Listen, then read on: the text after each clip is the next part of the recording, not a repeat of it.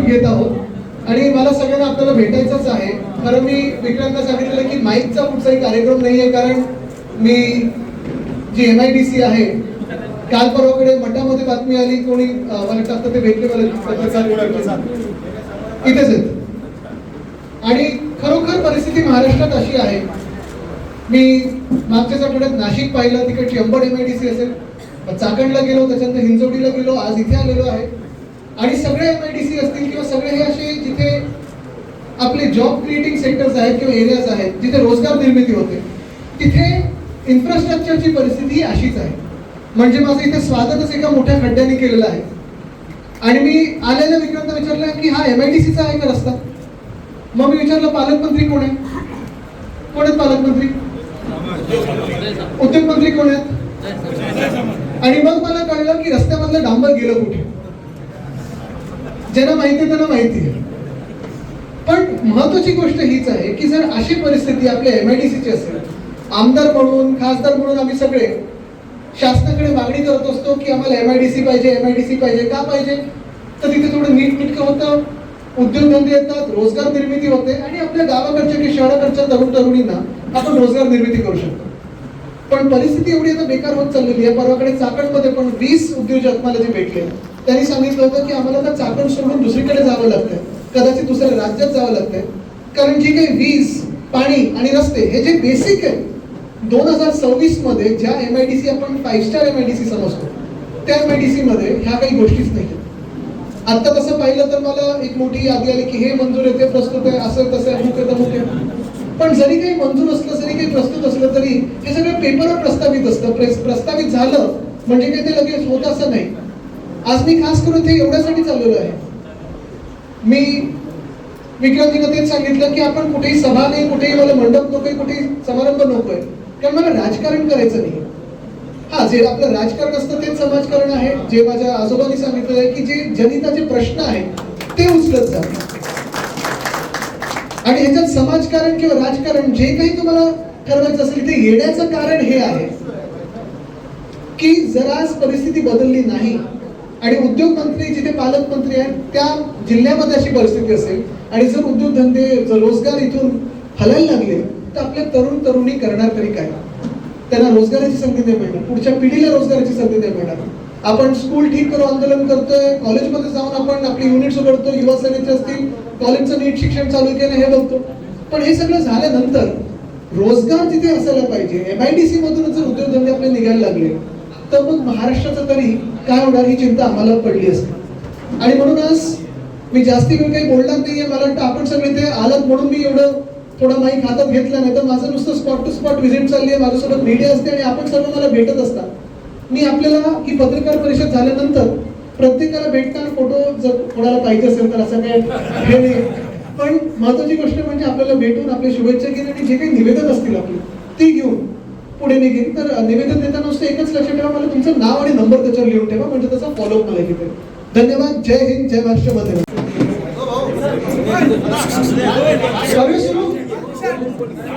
तुम्ही फ्रेममध्ये येत आहे.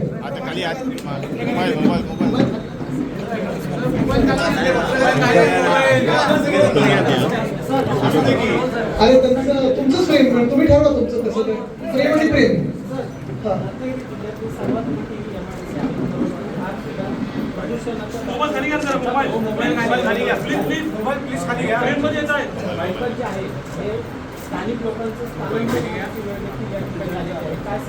नक्कीच आपण जसं मी आता सगळ्यांना सांगत होतो की चाकण असेल, अंबड असेल, इकडची आपली ही लोटेची असेल, MIDC सगळीकडेच आपण पाहतोय इन्फ्रास्ट्रक्चरची परिस्थिती एकदमच भयानक आहे. विजेचे दर असतील, विजेचे सप्लाय असेल, आणि आता येतानाच आपण पाहिलं जो खडतर रस्ता आहे, आलेल्या MIDC मध्ये आलोय की कुठच्या कन्स्ट्रक्शन साईटवर आलो हे कळत नाही. आणि असं जर परिस्थिती असेल तर जे उद्योजक सांगतात की आम्हाला इथून स्थलांतरित व्हायचंय, कुठच्या तोंडाने आम्ही त्यांना सांगायचं की इथून जाऊ ना? अर्थात सगळ्यांना आम्ही विनंती करत असतो की परिस्थिती बदलेल, काहीतरी चांगलं होईल. पण मला वाटतं जर उद्योग मंत्र्यांच्याच जिल्ह्यामध्ये पालकमंत्री जिथे आहेत ते अशी परिस्थिती असेल, तर इतर महाराष्ट्राने काय अपेक्षा ठेवायच्या हा एक प्रश्न उपस्थित होतोच. सर, आज गरडासारखं देखील प्लॅन गुजरातमध्ये चाललेला आहे, खूप मोठी बंद आहे, कारण स्थानिक लोक खूप गरडामध्ये कामाला आहेत, त्याबद्दल काय? गार्डा केमिकल्स असेल किंवा इतर आपण पाहिलं असेल, हे सगळे इथे खूप मोठ्या संख्येत लोक इथे रोजगार निर्मिती झालेली आहे. स्थानिक लोकांची असेल किंवा संपूर्ण महाराष्ट्रातून असेल. आणि जे लोक इथे स्थलांतरित होऊन आता वर्षानुवर्ष राहतात त्यांना पण आपण स्थानिकच समजू. पण महत्वाची गोष्ट हीच आहे की एक जर असे उद्योगधंदे इथून निघायला लागले तर रोजगार निर्मिती ही कमी होत जाईल. आणि माझं मुख्यमंत्र्यांना पुन्हा एकदा सांगणं आहे की मुख्यमंत्री साहेब, ॲलिस इन वंडरलँड होऊ नका. सगळं काही चांगलं चाललंय असं तुम्ही स्वतःला भासात ठेवू नका. थोडं त्याच्यातून बाहेर या आणि जमिनीवर जी काही परिस्थिती आहे, ग्राउंड रियालिटी जी आहे ती जरा बघून घ्या. आज लोट्यातील उद्योजकांनी आपल्याशी काय संवाद साधला? काय आज लोट्यातील उद्योजकांनी आपल्याशी काय तक्रारी किंवा काय त्यांच्यासोबत जी चर्चा झाली ती बंद दाराआड होती. त्यांना त्रास नको म्हणून आम्ही सगळे पुढे आलेलो आहोत. आम्ही आमच्या अंगावर घेऊ, त्यांना जरा आपण बाजूला ठेवूया. बरं, तुम्ही जो आढावा घेतला एमआयडीसीचा, किती कंपन्यांना सुचवलं होतं, किती मला कंपन्या मुख्य गोष्ट हीच आहे की ज्या एमआयडीसी मध्ये मी गेलेलो आहे, काही एमआयडीसीतले लोक मला समोरून बोलतात, काही लोक बंदात बोलतात. पण जर अशी परिस्थिती राहिली, ह्या रस्त्यांची राहिली, मुळात ज्या एमआयडीसीज मध्ये आपण जागतिक स्तरावर जे आपले एमओयूज करतो आणि इथे आपण बोलवतो का, तर आपल्याला वाटतं की 5 स्टार एमआयडीसी आहे, इथे सगळं काही चांगलं आहे, वीज पाणी वगैरे सगळं चांगलं असेल. ईज ऑफ डुईंग बिझनेसच्या नावाखाली आपण त्यांना सवलती देतो, परवाने आपण कमी करून देतो. पण आल्यानंतर एकदा कंप्लायन्स मध्ये अडकतात किंवा इन्फ्रास्ट्रक्चर मध्ये अडकतात. बरं, ट्रॅफिक जर रस्ते खराब असतील तर तुमचं गुड्सचं येणं जाणं ते कठीण होतच, टेम्पो ट्रक तर अडकतातच. दुसरं म्हणजे तुमची लेबरची शिफ्ट जर लेट आली, उशिरा आली, तर एफिशियन्सी जाते आणि तुमची लेबरची एफिशियन्सी कमी होते. तर ह्या दोन गोष्टींवर तुमचं प्रोडक्शन हिट होतच ना, अफेक्ट होतच. तर ह्या काही गोष्टी ज्या बारकाव्याने ह्या कंपन्या बघतात, आणि आता एआयच्या जमान्यामध्ये तर ह्या काही गोष्टी सुटतच नाही. एफिशियन्सी वाढवायची कशी, तर एफिशियन्सी तुमची लेबरची, मशीनची, विजेची, हे सगळं वाढवूनच तुम्ही बचत पण करू शकता आणि प्रॉफिट पण वाढवू शकता. जर तुम्हाला हे फायदे झाले नाहीत ज्या राज्यामध्ये, तर तुम्ही निघून जा. या सगळ्याला नेमकं कारण काय वाटतंय? कारण मागच्या 4 वर्षामध्ये उद्योगमंत्री या जिल्ह्याचे आहेत, पण नवीन उद्योग इथे पुढे आलेले दिसत नाही. जसं मी सांगितलं ना की रस्त्यातून डांबर गायब झालंय, ते उद्योगमंत्र्यांना विचारा कसं झालंय काय. पण दुसरी गोष्ट म्हणजे 4 वर्ष एकच उद्योगमंत्री आपण पाहतो, 4 वर्ष कंटिन्युटी आहे आणि तीच लथार्जी त्या खात्यामध्ये दिसत आहे. एकंदर सगळ्या एमआयडीसी मधून हे सगळे प्रश्न उपस्थित व्हायला लागलेत. आज मी इथे येतो तर 2 अजून एमआयडीसी मधून मला मेसेज आले की तिथे पण या तिकडची परिस्थिती बघा. आणि अशी जर परिस्थिती असेल आणि असं जर तुम्ही त्यांच्या मागे लागाल तर भयानक परिस्थिती. बरं, अजून एक मला जे चाकणमध्ये कळलं की एमआयडीसी मध्ये जर प्लॉट मिळवायचा असेल तर एक टॅक्स आहे. जसं रुमाली रोटी असते तसं एक रुमाली टॅक्स आहे आणि तो टॅक्स 1500 रुपये पर स्क्वेअर मीटर असा तो टॅक्स लागलेला आहे. तो काय टॅक्स आहे मला माहित नाही, तुम्ही विचारा सर. पण एक्सप्रेस टॉवर मध्ये तो लागतो असं मी ऐकलं, त्या बिल्डिंगीत कुठेतरी जायला लागतो. सर, एमआयडीसी मध्ये उद्योग येतात, तर रत्नागिरी एमआयडीसी मध्ये उद्योगपतींनी काही जागा ज्या आहेत त्या काही संघटना किंवा समाजाच्या संघटना होण्यासाठी दिल्या आहेत. हा एक प्रकार चाललेला आहे. मला वाटतं ते एमआयडीसी ठरू शकतं. पण जे बाहेरचं तुम्हाला दिसतंय, जर कचरा उचलण्याचा विषय असेल किंवा रस्त्याचा विषय असेल, चाकणमध्ये मी जात होतो म्हणून कचरा उचलत होतो त्या दिवशी. हिंजवडी तसंच आहे. हिंजवडीमध्ये जवळपास 6 लाख लोक, 6 लाख लोक ही IT क्षेत्रात डायरेक्टली जोडलेली आहेत. तिथे रोजगार निर्मिती तेवढी झालेली आहे. हिंजवडीमध्ये आजूबाजूची गावं त्याच्यापेक्षा तिप्पट रोजगार निर्मिती आहे का, तर अँसिलरी इंडस्ट्रीज आहे. जर IT सेक्टर तिथून निघालं तर एवढ्या लोकांना तुम्ही खरोखर रोजगार देऊ शकणार आहात का? जगभरात ज्ञान असलेलं दीपकचं उत्पादन लोटे एमआयडीसीमध्ये केलं जातं, जेणेकरून कोकणचं जे जीवित धोक्यात आलेले काय सांगायचं? मला वाटतं ह्याच्यावर आम्ही सगळ्यांनी हा विषय उचलून धरलेला आहे. पण परत एकदा विचारतो मी, जर ज्या उद्योगमंत्र्यांना किंवा ज्या पालकमंत्र्याला स्वतःच्या जिल्ह्यातल्या एमआयडीसी बद्दल, बेसिक रस्त्याबद्दलचं चिंतन असेल, तर तुमच्या आणि आमच्या जीवाबद्दल काय चिंता असेल? सर्वात महत्त्वाचा प्रश्न असा आहे की कोकणामध्ये यावेळेला पाऊस थोडा उशिरा आला. याच्या अगोदरच लोटा एमआयडीसीच्या कंपन्या बंद पडण्याच्या मार्गावरती होता. एमआयडीसीकडे कोणताही प्लॅन बी नाही आहे, त्यावरती काय प्लॅन हे तरी आहे का? आणि तुम्हाला सांगतो, हे मुंबईत पण आम्ही सगळीकडे पाहायला लागलेलो. मी मुंबईचं उदाहरण का देतो की आम्ही डिसॅलिनेशनचा प्लांट सुरू करत होतो. 21 साली आम्ही सुरू केला होता, 25 सालापर्यंत पूर्ण झाला पाहिजे होता. आत्ताचा दुष्काळ किंवा ह्याच्यानंतर पाऊस जर आत्ता कमी झाला तर जो दुष्काळ समोर येणार आहे तो आपल्याला आला नसता. आणि खरं तर महाराष्ट्रामध्ये जी आपली किनारपट्टी आहे तिथे ठिकठिकाणी आपण डिसॅलिनेशनचे प्लांट वेगळ्या वेगळ्या क्षमतेत आपण निर्माण करू शकायला पाहिजे होतो आतापर्यंत. पण मुंबईचाच यांनी अडवून ठेवला, महाराष्ट्राच्या राजधानीचा यांनी अडवून ठेवला, इतर पट्ट्याचा का? आणि जिथे तुम्हाला समुद्र बाजूला आहे तिथे अशी आपल्याला वेगळ्या वेगळ्या उपाययोजना करायला लागतील. कारण पावसावर अवलंबून किती वर्ष तुम्ही राहणार? आता पर्यावरण बदल जेव्हा होतोय, वातावरणी बदल होत आहे, तेव्हा ह्या परिस्थितीमध्ये तुम्ही एका कुठच्याही एलिमेंटवर अवलंबून राहू शकत नाही. पाऊस फायनान्स मिनिस्टर होता, मॉन्सून फायनान्स मिनिस्टर होता, असं आधी मान होती. पण आता किती वर्ष त्याच्यावर अवलंबून राहायचं? किती वर्ष धरणं बांधायची आणि बंधारे बांधायचे? सर, यापूर्वी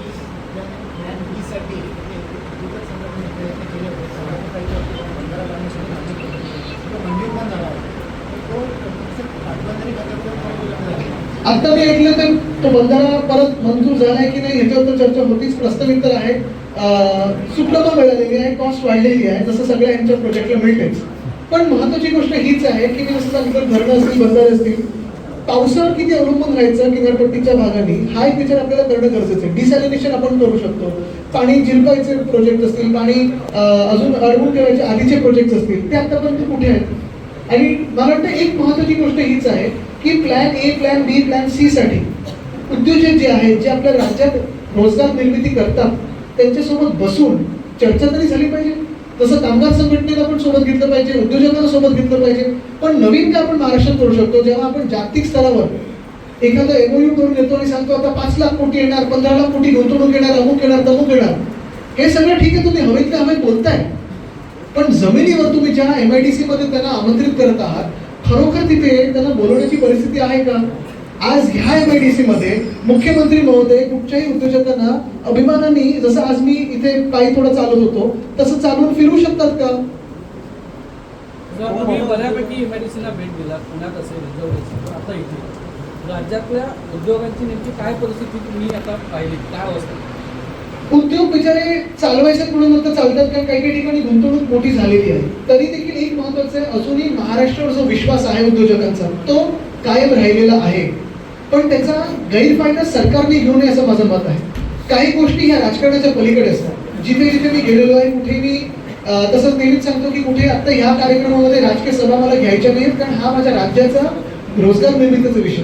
आणि आज खरोखर जर लक्ष घालून ह्या सगळ्या ठिकाणी सरकारने इन्व्हेस्टमेंट थोडीफार जरी केली, आणि ह्याच्यात CSR आणण्याची गरज नाही. काय होतंय, उद्योजकांना सांगतोय तुमचं इज ऑफ डुईंग बिझनेसमध्ये काही सवलती देतोय, तुम्ही तिथे गुंतवणूक करू नका, तुम्ही गुंतवणूक मेन बिझनेसमध्ये करा, कोर बिझनेसमध्ये करा. आणि नंतर सांगतोय आता रस्ते बनवायला पण तुम्हीच पैसे लावा, कचरा उचलायला पण तुम्ही पैसे लावा.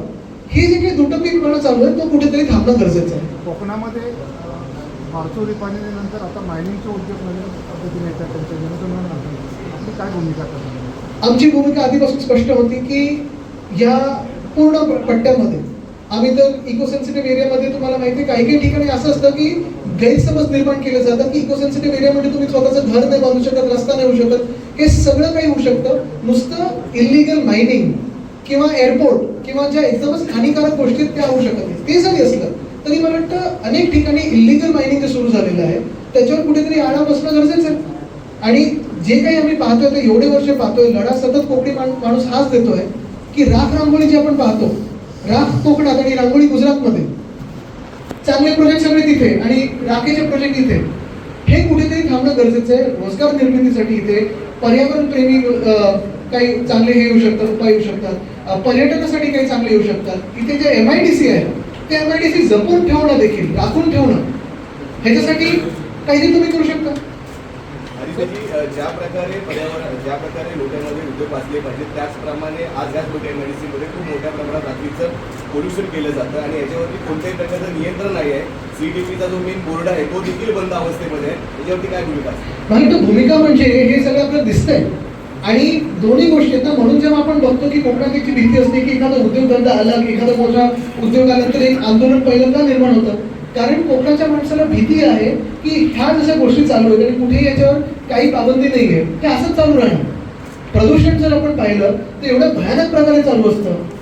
आता पण तुम्ही मी जेव्हा मुंबईवर येत होतो, पुढे वगैरे तिकडे श्वास घेत नाही, काच खाली करू शकत नाही. कोकणापर्यंत निसर्गरम्य आपण वातावरण पाहतो, हिरवगार आता सगळं दिसतंय. पण ह्यांचं जर सरकार राहिलं तर काय राहणार, हा एक विषय आहे. जरा रायगड पासून तुम्ही आता लोटे MIDC आलात, मुंबई गोवा महामार्ग, काय अवस्था आहे आता महामार्गाची? सोड, आमच्या पाठीची व्यवस्था विचारा, कमरेची व्यवस्था, पाठीची व्यवस्था. कारण अनेक ठिकाणी म्हणजे आता हे किती मी 10 वर्ष 12 वर्ष तर ऐकतोय की मुंबई गोवा महामार्ग आता होणार. प्रत्येक वर्षी आम्ही ऐकतो की गणपतीसाठी सुखकर रस्ता होणार. आता पण माणगाव बायपास आम्ही पाहिला, त्याच्या पुढे आणि मागे काही गावं आजूबाजूला त्यांनी मला निवेदनं दिली आहेत की त्यांनी त्यावेळीपासून 10 वर्ष निवेदनं देत आहेत की आमच्या गावासाठी स्लिप लेन करा, अंडरपास करा. ते काही झालं नाही. एक अंडरपास आम्ही बघितला, पाणी भरलं होतं, गुडघ्यापर्यंत पाणी होतं, मासे होते त्याच्यात, आणि लोक वापरतात बिचारी, लहान मुलं शाळेला जायला तो रस्ता वापरतात. म्हणजे किती वर्ष तुम्ही एका रस्त्याला एक्सप्लॉइट करत राहणार? किती वर्ष तुम्ही एकाच रस्त्यावर कितीतरी कॉन्ट्रॅक्टर वापरणार आणि पैसे काढणार आणि टोल लावणार? हा एक विषय आहेच. आणि किती आंदोलन याच्यावर होणार? म्हणजे मी मगाशी जे बोललो ना की दुबईच्या राजाने एकदा हे बघावं आणि ठरवावं की ते मंत्री महोदय त्यांना तिथे पाहिजेत की इथे पाहिजेत. पण तुम्ही आता रस्त्यावर आता सत्ताधारी पक्षाला तुम्ही आता आरोप करताय की काय खर्च करणार रस्त्यावर. तुम्ही त्या सरकारमध्ये जेव्हा होता त्यावेळेस रस्त्याचं काम आम्ही सत्तेत होतो तेव्हा पण आम्ही आंदोलन केलं होतं, तेव्हा पण आम्ही पार्लमेंटमध्ये प्रश्न विचारायचो. गीते साहेब असतील की विनायक साहेब असतील, दोघे त्यावेळी आंदोलनं पण केली आहेत आणि प्रश्न देखील विचारले. टोकाची भूमिका तेव्हा पण आम्ही घेतली. तुम्ही याआधी पर्यावरण मंत्री होतात, आपल्याला खातं होतं त्यावेळेस इथं दौरे नाही झाले या MIDC मध्ये, मात्र आता दौरे होत आहेत. कारण आता गरज आता अशी लागलेली आहे की आता इथून उद्योगधंदे निघायच्या वाटेवर आहे. आमच्या सरकारमध्ये तेव्हा तसं नव्हतं. कोविडच्या काळात पण कोणी निघायला बघत नव्हतं. आमच्याकडे गुंतवणूक येत होती. नाही, इथे 6.5 लाख कोटीची गुंतवणूक आम्ही एका वर्षात आणली होती. इथले पालकमंत्री असं म्हणतायत की विरोधक मुद्दामून आरोप करतात की इथले उद्योगधंदे बाहेर झाले, मात्र उद्योगधंदे सगळे तिथंच आहेत. चांगल्या आनंदाची गोष्ट आहे आणि जर खरोखर असं असेल तर चांगली गोष्ट आहे. पण एकदा परत मी सांगतो, ॲलिसी मंडलला होणं बंद करा आणि रस्त्यावर उतरून पहा. आणि कुठचे उद्योगधंद्यांबद्दल ते विचार बोलतात ते जरा विचारत नाही. कदाचित त्यांच्या मनात थोडे वेगळे असतात. मंत्री किंवा आमदार ज्यावेळेस कोकणाचा दरवाजा गणेशोत्सव तोंडावर आहे. जसं आता आपण मगाशी बोला की मुंबई गोवा महामार्गाच्या अलीकडे जिथं पूर्ण झालं तिथे अशा पद्धतीने रचना आहे, ब्लॅक स्पॉट आहे, तिथे लोक अनेक लोकांचा मृत्यू. तुम्ही रस्त्याची क्वालिटी बघा, एवढी भयानक आहे. सगळीकडे कॉन्क्रीट खडबडीत. आता एक आम्ही पूल पाहिला, 10 दिवसापूर्वी उद्घाटन झालंय. 10व्या दिवशी NHAI स्वतःहून ऑडिट करून बंद केलं. हे NHAI म्हणजे national highway authority of India, Mumbai Goa महामार्ग, मुंबई अहमदाबाद महामार्ग, मुंबई नाशिक महामार्ग एवढे भयानक आहेत, एवढे भयानक आहेत. 50 मीटर पण तुम्हाला स्मूथ दिसणार नाही कुठे. साहेब आपल्या दौऱ्यामध्ये आमदार जे आहेत ते सरळ जास्त दिसत नाहीये. अरे मग हे त्यांनी मला परवा फोन करून सांगितलं की ते नाशिक. या सगळ्या मुद्द्यांच्या अनुषंगाने औद्योगिक वसाहती आणि काय भास्करजीने मी आम्ही हाऊसमध्ये एकत्रच बसतो. मी आज विक्रमजींना सांगितलं आज बसा माझ्यामध्ये. उद्योजक राज्यांमध्ये मुंबईवर राष्ट्रीय महामार्ग असेल, राष्ट्रीय महामार्ग राज्यातील अतिशय बिकट अवस्था आहे. कुठेही विरोधक आंदोलन करताना दिसणार आहेत का? आम्ही सत्ताधारी नाही होतो, आम्ही विरोधकच आहोत. पण परत एकदा मी तुम्हाला सांगतो, उठसूट राजकीय विषय करण्यापेक्षा आणि उगाच आंदोलन करण्यापेक्षा पहिलं म्हणजे तुमच्या माध्यमातून, मीडियाच्या माध्यमातून आम्ही त्यांना जाग येते का पाहतो. आंदोलन आधी पण झाले, नंतर पण करू. पण आता पहिली गोष्ट हीच आहे की एक्सपोज करून तुमचं काम नेमकं काय आहे हे दाखवा. आज आम्ही जर आंदोलन केलं, चक्काजाम जर केलं इथे आणि परत उद्योगांनी बंद पडले, एक दिवस यांचं नुकसान झालं तर परत हे जातीलच ना. आम्ही ह्यांना इथे ठेवायचं कसं ह्याच्यासाठी आलो. बरेचसे आमदार आणि मंत्री ज्यावेळेस कोकणात सॉरी हे मग तुमच्याकडे येतो. विस्तारित MIDC इथली आहे ती नवीन प्लॉट मिळायला खड्डोड करायला लागतात असं म्हटलं जातं. काय सांगतात? मला वाटतं एकच पहिली आत्ताची जी दिसते आपल्याला ती सुधारणं गरजेचं आहे. पहिलं मग पुढचं विचार. आमदार आणि मंत्री ज्यावेळेस या एक महामार्गाची मगासपासून ते प्रयत्न करतात. आमदार किंवा मंत्री ज्यावेळेस राष्ट्रीय महामार्ग मुंबई गोव्याचा पाहणी करण्याचा दौरा घोषित करतात, रातोरात दाखवली मस्त होते. ठेकेदार जागे होतात आणि हो. मलमपट्टी करतात आणि मग ते फक्त कोकणकरांच्या अश्रू पुसतात का? आज एक ऍडव्हान्टेज असं झाला की मी येत असताना काल रात्री डागडुजी झाली आणि सकाळी पाऊस पडले. ती खरी परिस्थिती परत दिसायला लागली, खडी वाहून गेली सगळी. याच्यावर आपण काय कारवाई करणार? कारवाई म्हणजे तुमच्या माध्यमातून दिसलंय. आता पुढचं आंदोलन जर तीव्र करायचं तर तेही करू. पण आज पहिलं जे त्यांचा खोटारडेपणा तो दिसलाय. आपली पुढची भूमिका काय आहे? आजच्या पाहणी आगे आगे देखो. मुंबई गोवा महामार्गाचं काम आहे, टोल वसुली केली जाते. या संदर्भात आपला पक्ष रस्त्यावर उतरणार का किंवा या संदर्भात आपण काय केलं? आम्ही आंदोलन तर केलेलं आहे, विरोध करत आहोत. आता उतरायचं असेल तर आम्ही सगळे उतरूच. पण हे एका बाजूला चाललेलं आहे, दुसऱ्या बाजूला इथेनॉलचा पण प्रश्न आहे, तो पण घेतलेला आहे. काय झालंय की एकंदर आता आपण पाहतोय की देश आता सगळीकडे आपण पाहतोय वेगळी जागरूकता आलेली आहे आणि लोक देखील स्वतःहून पुढे येत आहेत. आणि मी हेच सांगतोय की हे सगळं आता आपण सगळ्यांनी देशवासी म्हणून, भारतीय म्हणून सगळ्यांनी उतरलं पाहिजे आणि सरकारला जाब विचारणं गरजेचं आहे. नाहीतर पुढे हे शांत करू द्या. आपण या सगळ्या प्रश्नांवर सरकारला अल्टिमेटम देणार आहोत. परंतु सरकारला अल्टिमेटम हा आता देशाने दिलेला आहे. पण मुख्य गोष्ट हीच आहे की अल्टिमेटम देण्यापेक्षा किंवा कुठेही काही बोलण्यापेक्षा पहिली गोष्ट म्हणजे ही परिस्थिती सरकारला दाखवलेली आहे. कारण मुख्यमंत्र्यांना वाटते की सगळं काही चांगलं आहे. आज मी मुख्यमंत्र्यांना विनंती करत आहे, त्यांना आमंत्रण देत आहे की तुम्ही आणि मी दोघेही डागडुजी व्हायच्या आधी परत एकदा उद्या परवाकडे पाहिजे तर त्यांना वेळ असेल तर मी त्यांच्यासोबत परत येईन इथे आणि एकदा चालूया सोबत, बघूया चालू. इथे येऊ की अंबडला जाऊ की नाशिकमध्ये फिरू, पुण्यात फिरू, हिंजवडीत फिरू, कुठेही फिरू. टाइम्स डिजिटलला लाईक करा, शेअर करा, सबस्क्राईब करा आणि बेल आयकॉन दाबायला विसरू नका. Times digital.